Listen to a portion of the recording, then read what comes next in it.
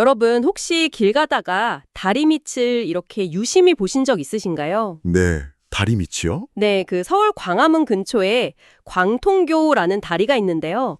여기 돌들이 좀 특별하다고 하더라고요. 아, 그 이야기 저도 들어본 것 같아요. 태종 이방원하고 관련된 거 아닌가요? 맞아요. 바로 그 조선 태종 이방원이 좀 껄끄러웠던 계모, 신덕왕후 있잖아요. 그 무덤을?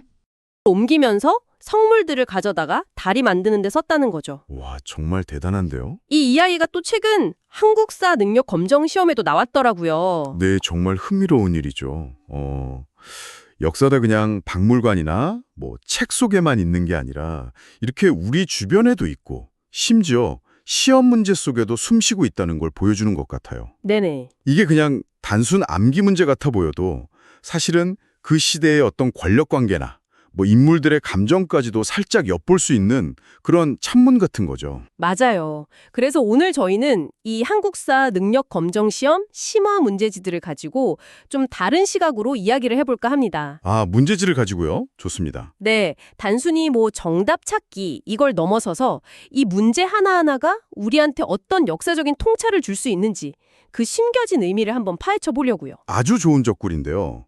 각 시대의 핵심적인 장면들을 딱 포착한 이 문제들을 통해서 딱딱한 연표 암기보다는 진짜 살아 숨쉬는 역사의 맥락을 짚어보는 거죠. 네, 그렇죠. 어쩌면 역사를 보는 좀 새로운 눈을 뜨게 되실 수도 있을 거예요. 기대되는데요. 자, 그럼 첫 번째 장면 속으로 한번 들어가 볼까요? 네. 처음은 고대 왕국 가야로 가보겠습니다. 여러 문제에서 가야 유물이나 특징을 묻는 게 나오던데요. 네, 가야 관련 문제가 꾸준히 나오죠. 김해 대성동 고분군 유물 같은 걸 보면 철제 갑옷도 있고 또 뭐 중국이나 일본에서 온 듯한 그런 물건들도 보여서 아, 교류가 활발했구나. 이 정도는 알겠는데 네, 그렇죠. 솔직히 가야 하면 떠오르는 이미지가 약간 좀 흐릿해요. 뭐랄까 신라나 백제처럼 막 강렬한 느낌은 아니랄까요? 아, 그 점이 바로 가야의 특징이면서 또 매력이기도 합니다. 그런가요? 네.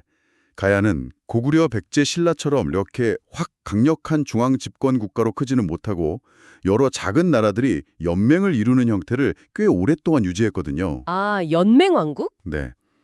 그러다 보니까 각 지역의 개성이 되게 강하게 남아있죠.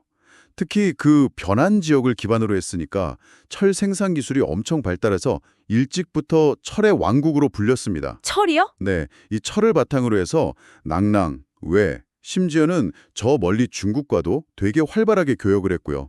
김해 금간가야 말고도 뭐 고령 대가야처럼 여러 가야가 각자 특색 있게 발전했습니다. 아, 그러니까 연맹왕국 형태였기 때문에 오히려 더 다양한 교류 흔적이 남은 거군요. 그렇죠. 각 소국들이 나름대로 교류를 했을 테니까요. 그럼 그 강력한 중앙 집권 국가가 못된 게 결국 나중에 신라에 흡수되는 배경이 된 걸까요? 문제 보기에도 그런 내용이 있던데. 네, 맞습니다. 주변에 신라나 백제가 점점 힘을 키우면서 가야 연맹이 압박을 받게 되죠. 특히 신라는 진흥왕 때 대가야까지 복속시키면서 가야 지역을 완전히 병합하게 됩니다. 아, 하지만 그렇다고 가야가 그냥 사라진 건 아니고요. 가야의 문화나 기술, 또 인력 같은 것들이 신라에 흡수돼서 삼국 통일의 중요한 밑거름이 되기도 했어요. 후신 장군도 가야 출신이라고 하잖아요. 맞습니다. 바로 그 김유신 장군이 대표적이죠. 그렇군요. 와, 가야 이야기가 되게 새롭게 들리네요. 네. 자, 그럼 이번에는 북쪽으로 한번 눈을 돌려볼까요? 고구려 유민이 세운 발해. 아, 발해. 중요하죠. 해동성국이라고 불릴 만큼 강했다고 하는데 수도였던 상경성 유적 사진을 보면 그 규모가 진짜 어마어마해요. 네, 정말 대단했죠. 근데 또 이 상경성이 당나라 수도 장안을 본떠서 만들었다 이런 설명을 보면 발해의 정체성을 이걸 어떻게 봐야 하나 조금 헷갈리기도 하거든요. 아, 그 부분. 발해의 정체성은 융합이랑 자주성. 이 두 가지 키워드로 설명할 수 있을 것 같아요. 융합과 자주성. 네. 일단 고구려를 계승했다는 걸 아주 분명하게 내세웠습니다. 일본에 보낸 국서 같은 데서도 나오고요. 그렇지만 당나라의 선진적인 문물이나 제도를 받아들이는 데에도 전혀 주저하지 않았어요. 아, 받아들일 건 받아들였다. 그렇죠. 상경성의 구조라든지 뭐 삼성육부 같은 통치 제도가 그런 예시죠. 하지만 중요한 건 이게 그냥 단순한 모방이 아니었다는 거예요. 아, 단순 모방이 아니다. 네.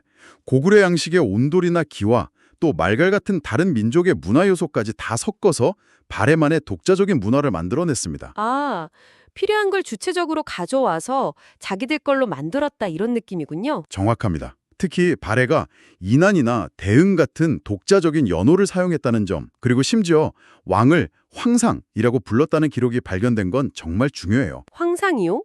황제처럼? 네, 맞아요. 그 정의공주 묘지서원이 그렇게 나와 있죠.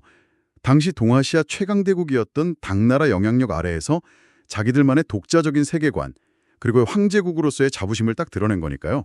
와, 대단한데요. 이건 발해가 결코 당의 속국이 아니라 대등한 국가를 지향했다는 걸 보여주는 아주 강력한 증거라고 할 수 있습니다.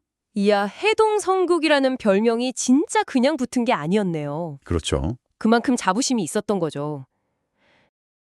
자, 그럼 이제 시간을 좀 더 건너뛰어서 고려시대로 가보겠습니다. 고려하면 또 활발한 상업활동, 이게 떠오르는데요. 여러 화폐를 만들었다는 내용이 문제에 꽤 자주 나오더라고요. 네, 고려 화폐 문제는 단골이죠. 해동통보도 있고 사만통보, 심지어 건원중보라는 철전까지 이렇게 다양하게 화폐를 만들었다는 건 그만큼 상업이 발달했다는 뜻으로 봐도 될까요? 네, 일단 고려는 건국 초기부터 상업을 꽤 장려하고 화폐를 유통시키려고 노력을 많이 했습니다. 수도 개경에는 시전이라는 시장을 설치해서 상업 활동을 관리했고요. 네. 특히 그 예성강 하구에 있던 병난도는 아라비아 상인까지 드나들 정도로 아주 유명한 국제무역항이었죠. 와, 아라비아 상인까지요? 네, 그 정도로 교역이 활발했어요. 다만 화폐를 여러 종류 만들었다고 해서 이게 바로 전국적으로 다 성공적으로 유통되었다. 이렇게 보기는 조금 어려워요. 아, 그래요. 네, 백성들은 여전히 곡식이나 옷감 같은 걸 화폐처럼 쓰는 그 물물 교환을 더 선호하는 경향이 강했거든요. 그러니까 국가가 주도해서 상업을 진흥하려는 노력하고 실제 민간에서 이게 쓰이는 거하고는 약간의 차이가 있었던 거죠. 아, 그런 간극이 있었군요. 그리고 고려 경제하면 또 소라는 특수 형정 구역도 빼놓을 수가 없잖아요. 소, 중요합니다. 특정 수공업품 생산을 전담했다고 하는데 이게 백성들한테는 엄청난 부담이었다면서요? 맞습니다. 금, 은, 철, 종이, 먹 이런 특정 물품을 생산하던 소 지역 주민들은요. 다른 일반 군현 주민들보다 훨씬 많은 공물을 바쳐야 했어요. 아, 차별이 있었네요. 네, 과중한 부담에 시달렸고 또 차별 대우를 받기도 했죠. 결국 이런 차별과 수탈에 대한 불만이 쌓이고 쌓여서 12세기에는 공주 명확소에서 망이 망소의 형제가 난을 일으키기도 했습니다. 아, 그 망이 망소이의 난이 소랑 관련이 있었군요. 네, 바로 그 배경에서 일어난 거죠. 이건 당시 고려 사회의 어떤 계층 갈등이나 민중의 저항을 보여주는 아주 중요한 사건입니다. 와, 화려한 국제 무역 뒤에는 또 그런 어려움도 있었군요.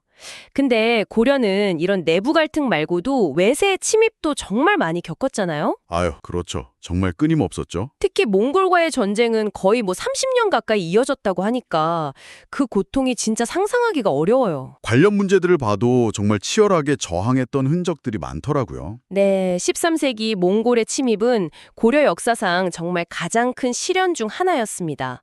하지만 고려는 결코 쉽게 무너지지 않았죠. 네. 그 귀주성에서 박서 장군이 몽골 대군을 막아낸 전투라든지 처인성에서 김윤후가 몽골 정수 살리타를 활로 쏘아 죽인 전투라든지 이렇게 백성들까지 힘을 합쳐서 정말 끈질기게 저항했습니다. 심지어 천민들이 모여 살던 충주의 다인철소 주민들도 몽골군에 맞서 싸웠다는 기록이 있어요. 정말 대단하네요. 온 백성이 다 싸운 거네요? 네, 그렇죠. 그런데 정부가 강화도로 수도를 옮겨가면서까지 항전 의지를 보였는데 결국에는 몽골과 강화를 맺게 되잖아요. 네, 그쵸. 그런데 여기서 끝난 게 아니라 삼별초가 또 저항을 이어가죠. 진도 용장성 같은 곳에서요. 맞아요. 이게 좀 궁금했어요. 정규군도 아닌 군대가 정부 결정에 반기를 든 거잖아요. 이건 어떻게 봐야 할까요? 아, 삼별초 항쟁. 이건 고려의 대몽항전에서 굉장히 중요하고 또 복합적인 의미를 갖습니다. 원래 삼별초는 최씨 무신 정권의 군사적 기반이었잖아요. 예. 그런데 정부가 몽골과 강화를 맺고 개경으로 돌아가기로 결정하니까 이걸 굴욕적인 항복이라고 생각하고 반발한 거예요. 아, 우리는 끝까지 싸우겠다. 그렇죠. 배중선의 지휘 아래 진도로 갔다가 나중에는 김통정의 지휘 아래 제주도로 거점을 옮겨가면서까지 항전을 이어갔습니다. 비록 결국에는 진압되었지만 외세의 끝까지 맞서 싸우려 했던 고려인들의 그 강인한 자주정신, 저항의식을 상징적으로 보여주는 사건이라고 평가받고 있습니다. 이야, 정말 나라 전체가 너무 힘든 시기였는데 그 속에서도 꺾이지 않는 정신 같은 게 있었군요. 네, 분명히 그런 면이 있죠. 자, 이제 조선시대로 한번 넘어가 볼까요? 조선하면 역시 여러 왕들의 이야기가 흥미로운데 특히 개혁군주, 정조에 대한 문제가 정말 많더라고요. 예, 정전은 시험에 아주 잘 나오죠. 정조하면 딱 수원 화성, 이 자동으로 떠오르는데 이 화성 건설에 정약용이 만든 거중기 같은 신기술이 활용되었다는 점이 되게 인상 깊어요. 그렇죠. 정조 시대는 조선 후기 문화의 황금기라고 불릴 만큼 아주 다방면에서 발전이 있었습니다. 수원화성 건설은 이게 그냥 성사기가 아니에요. 아, 그래요? 네, 정조의 어떤 왕권 강화 의지, 또 국방력 증대, 상업 활성화, 그리고 또 아버지 사도세자에 대한 효심까지 아주 복합적인 프로젝트였죠. 와, 여러 목적이 있었네요. 네, 그리고 말씀하신 정약용의 거중기는 서양 기술 서적을 참고해서 만든 건데 무거운 돌을 들어올리는데 정말 획기적인 역할을 했어요. 공사 기간도 단축하고 비용도 절감하는데 아주 큰 기여를 했죠. 야, 과학기술까지 정말 단순히 성만 지은 게 아니었군요. 네, 그렇죠. 정조는 또 왕권을 강화하려고 친위 부대인 장영용도 설치하고 규장각 통해서 젊고 능력 있는 인재들도 막 등용했잖아요. 맞습니다. 이런 노력들이 있었기 때문에 그런 대규모 사업도 가능했던 거겠네요? 네, 강력한 왕권을 바탕으로 신하들을 딱 이끌면서 자신의 구상을 실현해 나갔던 거죠. 규장각에서 정약용이나 박제가 같은 실학자들이 성장할 수 있었던 것도 다 정조의 적극적인 후원이 있었기에 가능했습니다. 정조의 이런 개혁 정치는 비록 그가 갑자기 돌아가시면서 완수되지는 못했지만 조선 사회에 확실히 새로운 변화의 바람을 불어넣었죠. 그렇군요. 조선 후기로 오면 또 하나 눈에 띄는 변화가 바로 서민 문화의 발달 같아요. 아, 맞아요. 아주 중요한 변화죠. 시험 문제에도 풍속화나 관련 내용들이 자주 등장하는데 판소리 공연을 보거나 탈춤을 추고 또 그 이야기꾼, 전기수라고 하죠. 사람들 앞에서 소설 읽어주는 모습들 이런 걸 보면 뭔가 되게 생동감이 느껴져요. 네, 조선 후기는 사회 경제적으로 정말 큰 변화를 겪던 시기거든요. 농업 생산력도 늘고 상업도 발달하면서 부를 쌓은 서민층이 등장하고 신분 질서도 조금씩 흔들리기 시작해요. 네네. 이런 분위기 속에서 서민들이 이제 문화의 주체로 떠오르게 되는 거죠. 판소리나 탈춤에는 서민들의 솔직한 감정, 삶의 애환, 그리고 때로는 양반 사회에 대한 비판이나 풍자 같은 것들이 담겨 있습니다. 김홍도나 신윤복의 풍속화에도 그런 모습들이 아주 생생하게 담겨 있고요. 아, 맞아요. 풍속화 보면 진짜 재밌잖아요. 그렇죠. 책 빌려주는 새 책가가 성행하고 한글 소설이 유행했다는 것도 되게 흥미로운데요. 이전 시대에는 좀 상상하기 어려웠을 것 같아요. 그렇죠. 서민들의 경제력이 좀 나아지고 교육 기회도 조금씩 늘어나면서 문화를 즐기고 싶다는 욕구가 커진 결과입니다.